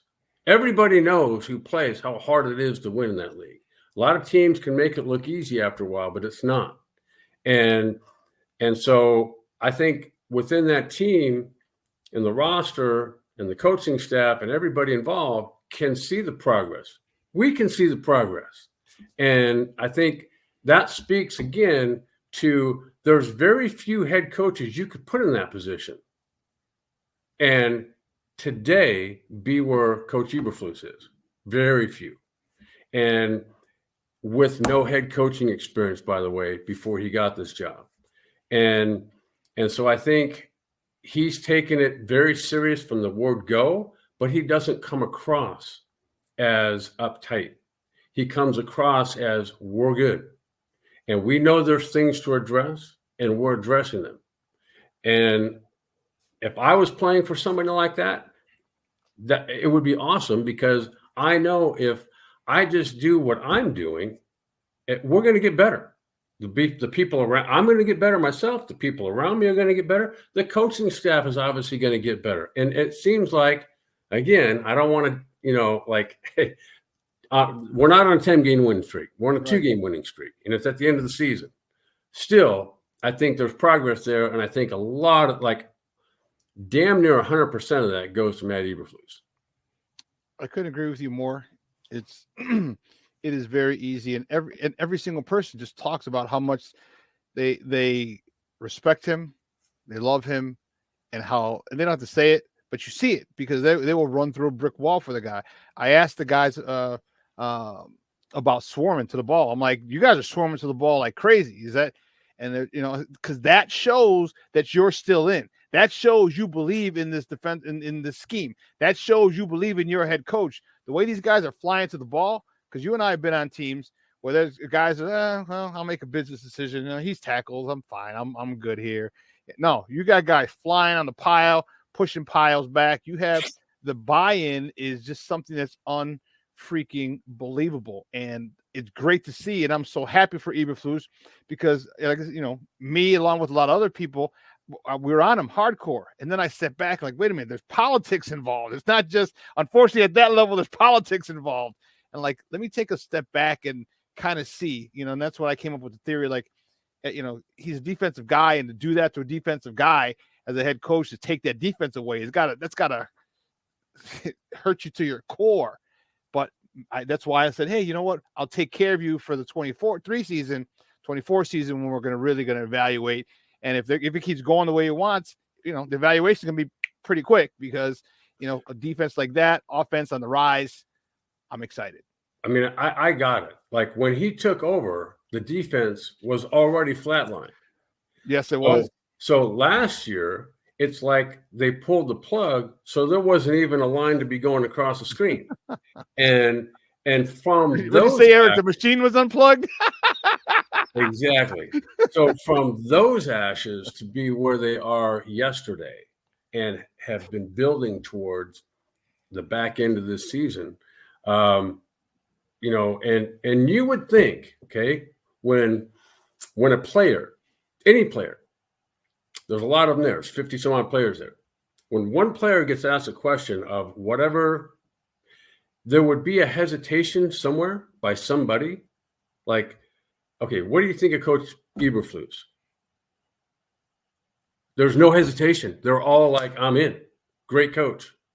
Yeah. Well, the record doesn't say that. We don't care.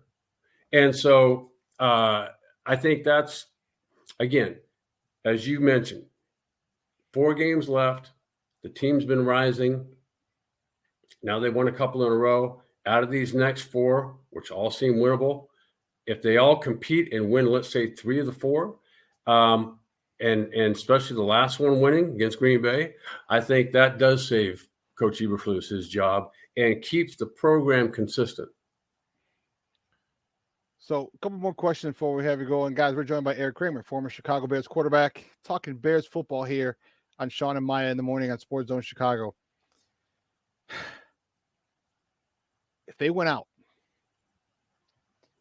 is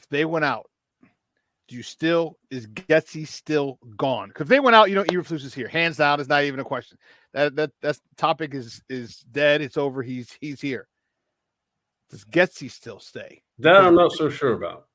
But I also think Coach Eberflus, depending on his take on this, if you force his hand, he might say no. If you make me fire him, fire me. And so he might believe in Luke again. He might be the only one, but that only takes him to matter. Yeah. And so I personally think that I hadn't seen enough progress on the offensive side of the ball that Luke Getsy should stay. But I'm not making that decision.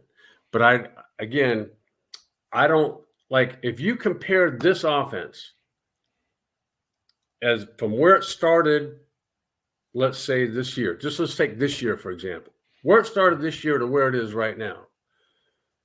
Could you call it, because the defense is clearly one of the best in the league right now in this last 4, 5, 6 weeks. Can you say that about the offense? No. And yeah, they've got some players on there too. But I just don't see that. I don't see Luke Getsy inspiring the kind of loyalty and want to play for him in the same way that Matt Eberflus generates that out of the entire team. I don't see that. And so I don't know how that gets done, but to me, I think they need a new offensive coordinator. There's no thinking at all, Erik. It's as the kids say, facts. Okay, who would be on your short list? Who would? Because for me, there's one guy. Name it. Obviously, one guy that I want. Yeah, hands down, Greg Roman, for 2 reasons. Okay, one, probably the most important reason. No, I guess they're both equally yoked. He's worked with someone with Justin Fields' skill set. Mm-hmm. Don't give me a quarterback coach or an offensive coordinator who doesn't know how to maximize Justin's skill set. Okay, he worked with Colin Kaepernick. He worked with Lamar Jackson. Okay, they're a little older and a lot more contemporary. So he understands how to use these people. And secondly, I don't think he has aspirations of being a head coach, which means his tenure here could be 4 years, 5 years, 6 years. And now you talk about consistency for 3 years, 4 years, 5 years, or 6 years. Same coach, same system, keep adding players, same plays, it only helps. You know as well as anybody, being in the same system, how how much better, how much more efficient you can be when you understand, when you're in the same system consistently. That's my number one dude, because I don't think Eberflus is leaving. I just don't. So now you just got to change that part of this vehicle. And in my number one opinion is Roman. I don't want the young man or the gentleman from Detroit. He might have head coach aspirations. Okay, cool. But then we can start over. Give me a guy who's here, who's good, and going to be here for a minute. I think that's a great point you made about Greg Roman. In fact, the fact that if he's not looking for advancement from a coordinator to a head coach, now you're going to get him here for a while. And he's, as you mentioned, had great success doing what he does. And I that would be a great hire, I think. My only question is, he waiting for Jimmy Boy, see what Jimmy Boy does in Ann Arbor, because he might want to just reunite with his boy. And I'm like, that's the only thing. I wish Harbaugh would say, I'm staying in Michigan. Like, okay, good. Now go. If you're smart, and maybe the Bears have done it. Maybe they have gone and said, hey, you know what? We want you to be an offensive consultant. Offensive consultants, and just be around the building, and look at these guys and tell us what you feel. Basically, get to know these guys, because you're going to be coaching them next year when we fire Getsy. But maybe they have, and he's saying, hey, you know what? Let me just see what Jimmy does, or whatever. I just think that comes to mind. Top pick. Last question before we let you go, Erik. And man, I love our conversations on Monday. What do you think the Bears will do in these final 4 games? Give me a record, just because I'll tell you mine when I'm done. But so I think 4 left at Cleveland, at Cleveland, home against Arizona, home against Atlanta, at Green Bay. Perfect, a perfect setup to win all 4. And if there's no major injuries along the way, meaning if trying to think the what's the right tackle's name? Darnell Wright. Darnell Wright. He doesn't go down with some sort of season-ending injury, or Fields again doesn't go down, or Montez Sweat doesn't go down. Providing those type of guys don't go down, I think they go 4-0, and they're in contention for a potential playoff spot. That would be the best. Did you say the P word, Erik? Did you say the P word? That would be the best case scenario, and it's not potential. I'm talking about yes, they could make the playoffs should this happen. And I just think that, that would be a great playoffs or no playoffs this year. That would be a great finish to a season that started out horrible and then finished strong, which is a microcosm for how life works, right? Yeah. And so the fact that you can start out one way and finish on an uptick for an extended period of time, and then build off of that, hopefully this year, this offseason, and then kind of hit the season running next year, not tumble backwards first and then get going again. That's a great scenario, and I think achievable as well. Erik, we're here. I said 5-0, and then I dialed it back because of this. I was like, I want them to lose 1 game, and that's to Arizona. I want Arizona to drop out of that 3 spot and go to 4 in the draft order, because I want it set up this way: Bears, New England, Washington. Washington needs a quarterback. They understand they're in place to get Drake May. Both of those teams do. Well, exactly. So they're in place to get Drake May or Caleb Williams, but they also know that we're going to get rid of that pick, and if they're at number 3, they're on the outside looking in. I see them saying, okay, we'll jump to number 1, which means they're going to have to give us a haul. They're going to have to give us a player. Ryan Poles already showed his ass. This is how I negotiate. We're getting a player, a plug-in play player, in addition to our haul. We drop down to 3, quarterback 1, quarterback 2.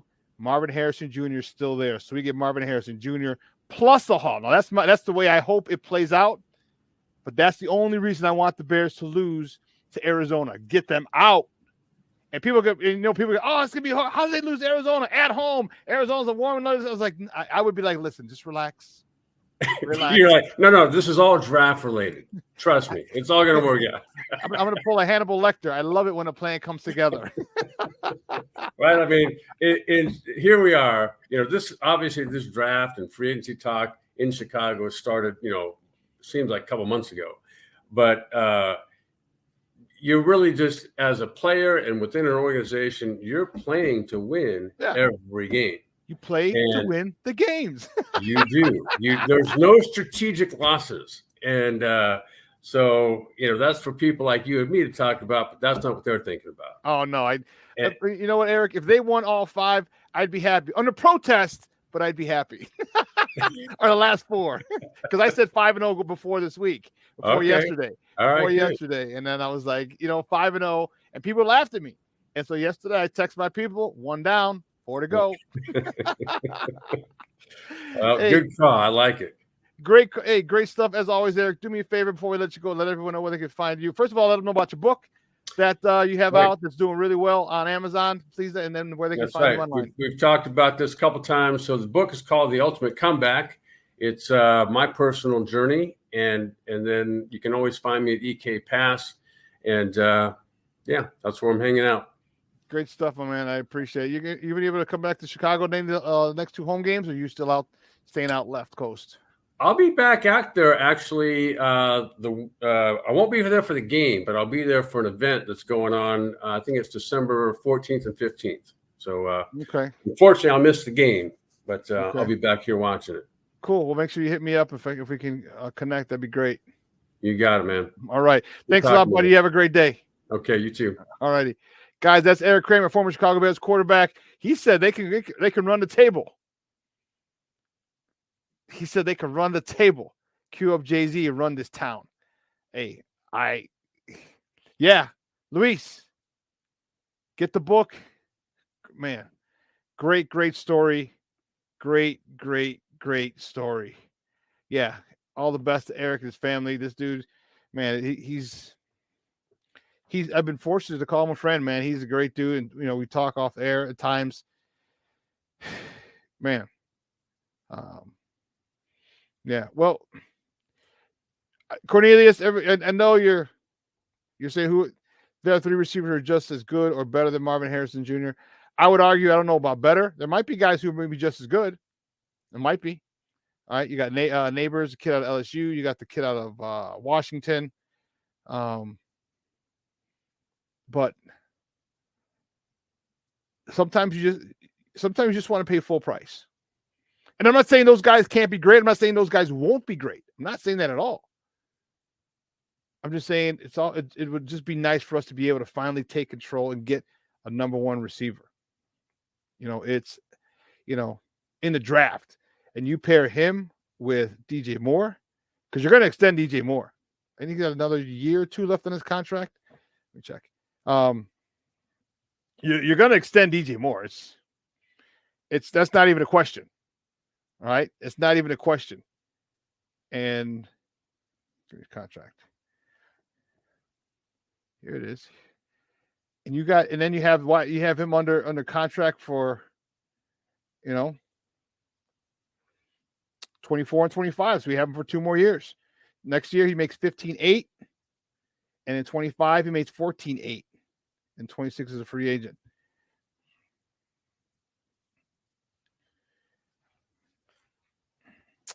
Well, here's the thing, Cornelius. You could take him over someone in the trenches because you're getting a haul.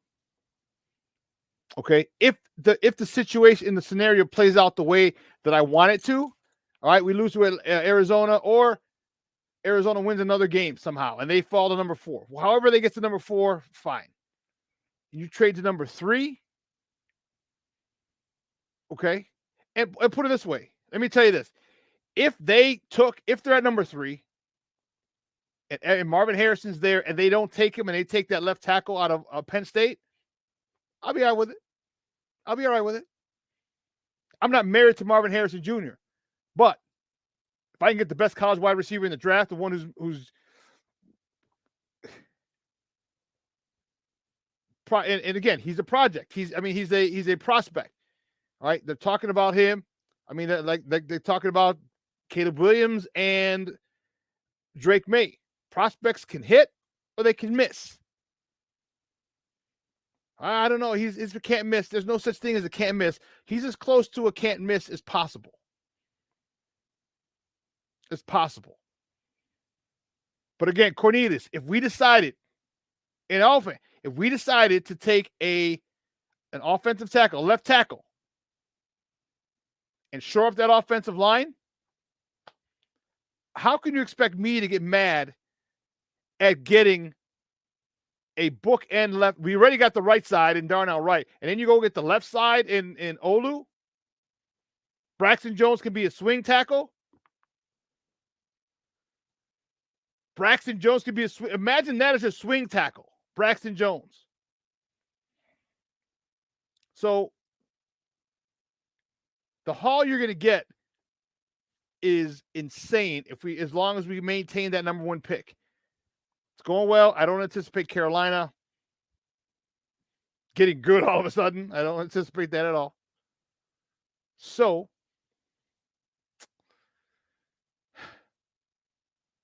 and if we didn't, I'm okay right now with Braxton Jones, and here's why. You realize we'll have 2 number 1 picks next year. So if we don't get Braxton Jones is more than serviceable. Do you agree? Are you going to be able to get a wide receiver like that? And I get it. So but you can also counter Cornelius. You can get a guy just as good, or you believe, and an offensive lineman. Okay, cool. I'm good with it. But sometimes, listen. Sometimes you just want the big shiny toy. Okay? Sometimes. And I'm not saying that the kid at LSU, neighbor, I can't remember his name, or the kid out of Washington. I'm not saying they're not going to be stars. I'm not saying that at all.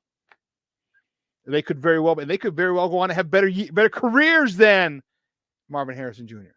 It's possible. That's very feasible. Unlikely, but feasible. That is a possibility. But sometimes you just want to take a chance with a blue chip player, the best player by most accounts at that position. The best player. So if they took Olu, I'm cool. I'm not gonna pout. I'm not gonna be in a protest. I get it. How the hell can you expect me to get mad when you shore up the offensive line? We already see what the hell they did on defensive line. You already saw that. But Braxton Jones is fine. You saw, hell, he's a phenomenal run blocker. Phenomenal. He's gotten better. He's improved tons as a pass blocker. Now he's going to get stronger in this offseason. He'll improve even more. Remember, you don't need a stud left tackle. You don't need one. It's cool to have one. You don't need it. I told you, his ceiling to me is an above average left tackle. That's his ceiling. Maybe hit a Pro Bowl alternate one year. I'm not putting him as a perennial All-Pro. I'm not putting him in Canton. I'm saying his ceiling to me is an above average left tackle. If you have an above average left tackle with a stud left guard in Tevin Jenkins, a stud right guard in Nate Davis, a stud right tackle in Darnell Wright, and whoever it is we get at center, hopefully we get to draft Cedric Van Pran, the kid out of Georgia, and have him develop in a year or two and take over in 25. Now we're cooking with gas. I can have, yes. You know what? Speaking of cooking with gas, you all heard of the show where the TV, the cartoon, where is Carmen Sandiego?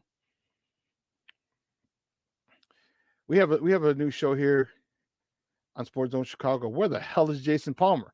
He's in Honduras. He's in Panama. He's in Thailand. He's in Vietnam. He's in the French Riviera. Where is Jason? Our guy's joining us, Jason Palmer. Jason, what's up? I know there's a green screen behind you. Where are you at now? I am finally back at home. My travels have ended.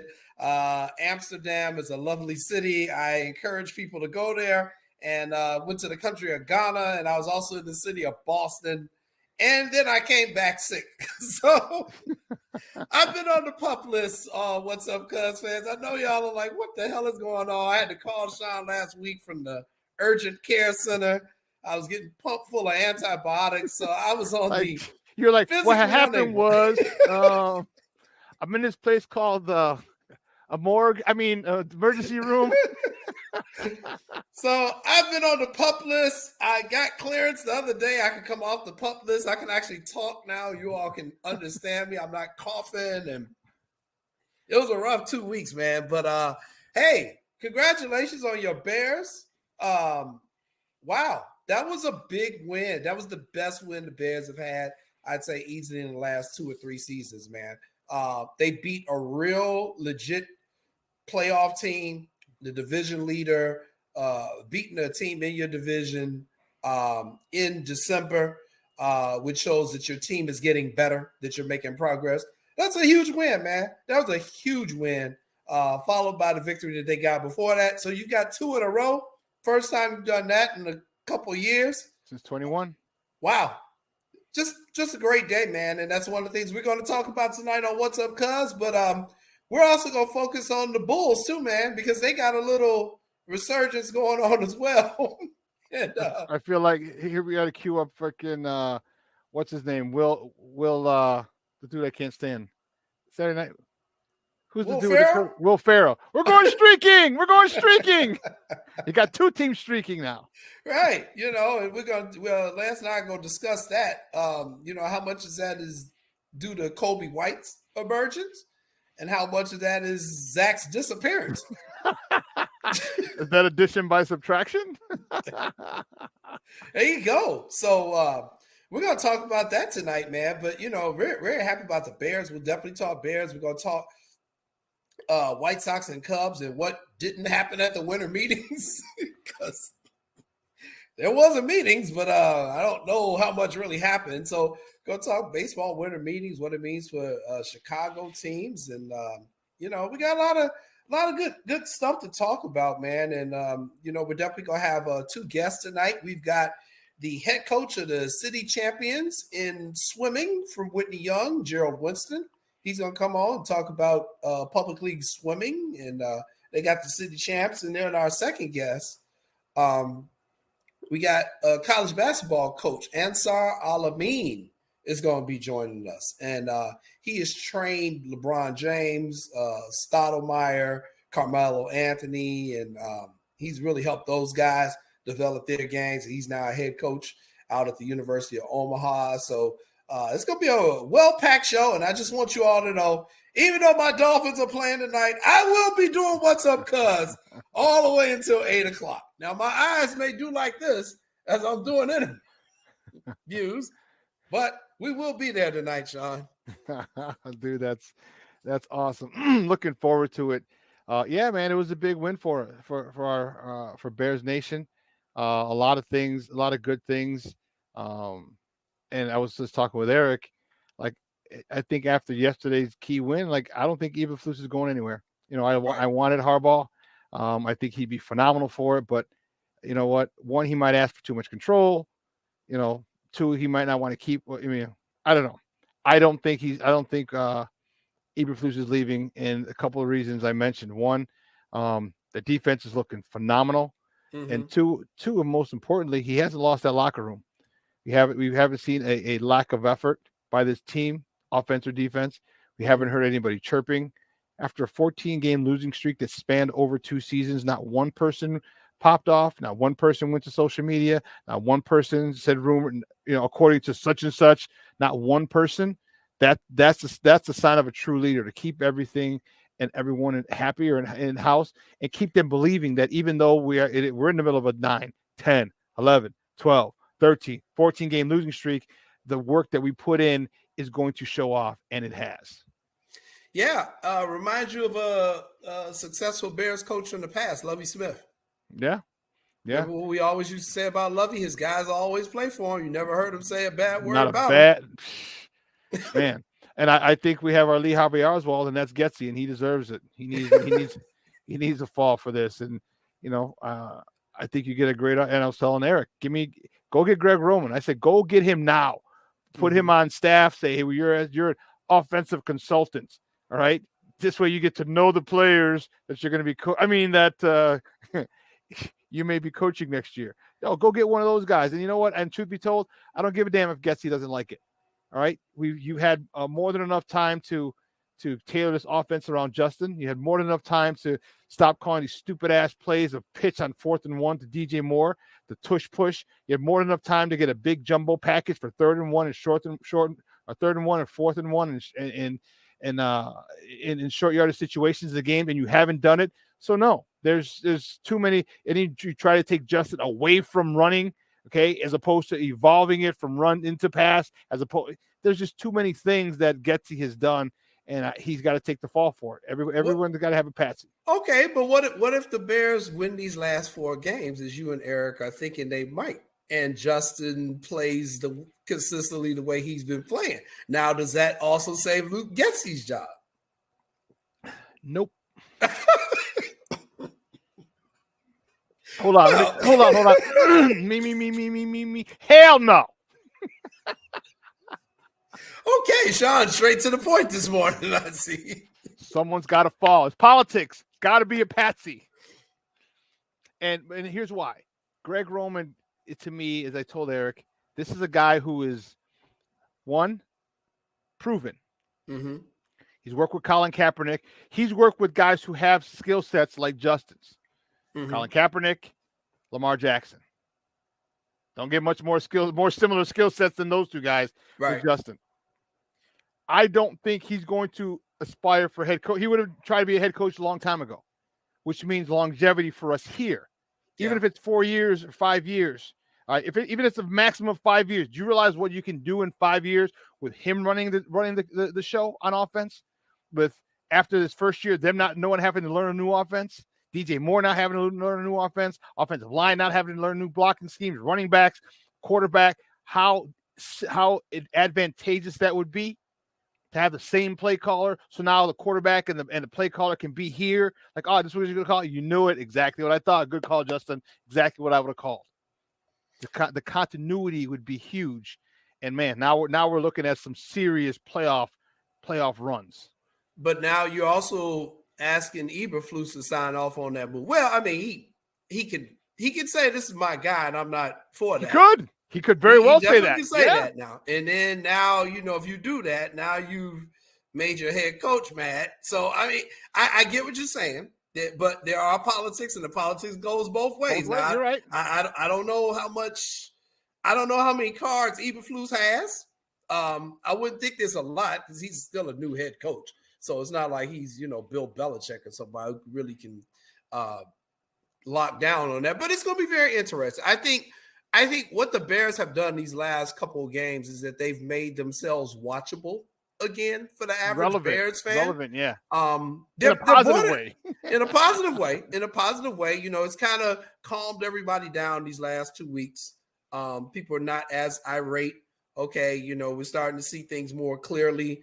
And the reason why I really wasn't commenting the last 5 weeks, because I just thought people were just all over the place. And I was like, I know how to stay out of an emotional rant. I'm a married guy. I know when to get the hell out of the way. So I was just letting y'all do your thing. But, I think, people are starting to become a little bit more rational, seeing things. I still want to see Justin improve on his decision-making and getting rid of the ball. Well, yes. I just so that still sucker think in the first row, you son of a man. I was like, so man, pissed yesterday. Jesus. I was like, throw that son of a bitch in the first row. Right. But they've got a couple of breaks and they've taken advantage of them. And that's what you have to do.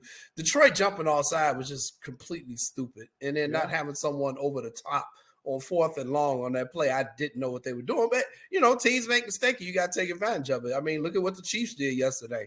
And, they going bananas. I'm like, this dude was lined up in the Bills secondary. What are you talking about? Obviously he was in the neutral zone, but they got some breaks and they took advantage of them, and that's what you got to do. So we'll talk Bears, we'll talk Bulls, we'll talk high school basketball. A lot of tournaments was happening.